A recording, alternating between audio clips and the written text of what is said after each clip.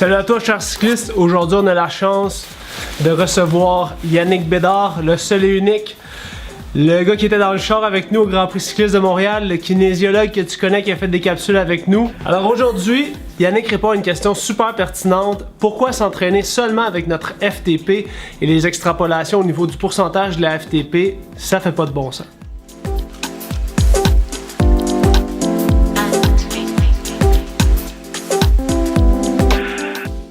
Pourquoi, si on se fie uniquement aux valeurs qu'on extrapole de la FTP, puis qu'on fait notre entraînement basé sur des valeurs, mettons, de 60, 80, 100%, 120%, 150% de la FTP, on va passer à côté de plusieurs aspects de notre entraînement.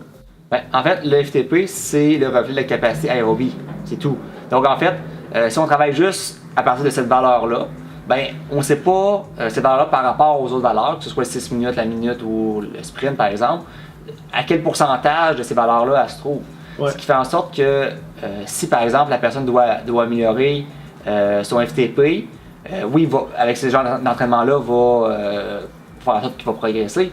Mais si, par exemple, son FTP ou son meilleur 20 minutes est très près de sa PAM, ben, à un moment donné, il va plafonner et on ne sera pas capable d'aller chercher plus de gains à ce niveau-là. Donc, on a intérêt à augmenter la PAM pour pouvoir libérer une marge de progression pour pouvoir augmenter l'FTP par la suite. Parfait. Là, c'est là que c'est intéressant.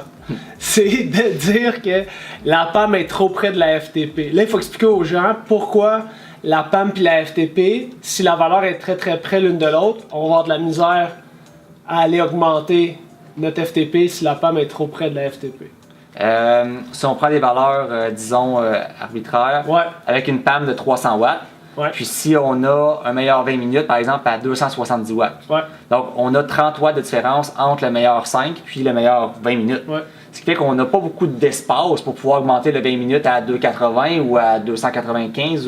Donc, à un moment donné, on ne peut pas aller plus haut. Parce que, anyway, ta limite, c'est comme ton 6 minutes de PAM. Exact. Donc, si ton 6 minutes, c'est 300 watts, ouais, ben, tu peux pas espérer augmenter ton meilleur 30 à 290, c'est bien trop près l'un de l'autre. Fait que là, pour un athlète, mettons, qui est à l'entraînement, ça fait 2-3 ans qu'il s'entraîne pour du longue distance, il veut maximiser sa capacité aérobie, ouais, sur FTP, puis que là, il se retrouve dans une situation où la FTP est très proche de sa PAM, ouais, qu'est-ce qu'il doit prioriser? Ben, la PAM, évidemment, pour pouvoir débloquer une marge de progression pour pouvoir augmenter le FTP. Fait que grosso modo, dans son entraînement, ça donnerait quoi, là, si tu penses à une planif d'entraînement, là?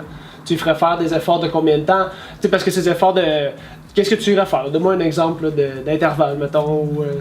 Pour augmenter la PAM, généralement, ouais, on peut utiliser des efforts de 30 à 90 secondes. Okay. À la PAM ou un petit peu au-dessus de la PAM. Okay. Puis, on peut en fait mixer ça avec différents entraînements. On peut même faire des blocs où on travaille la PAM. On peut même inclure du travail en endurance par la suite dans la même séance avec de la pré-fatigue. Donc, il y a plusieurs façons qu'on peut faire ça. Ok, nice.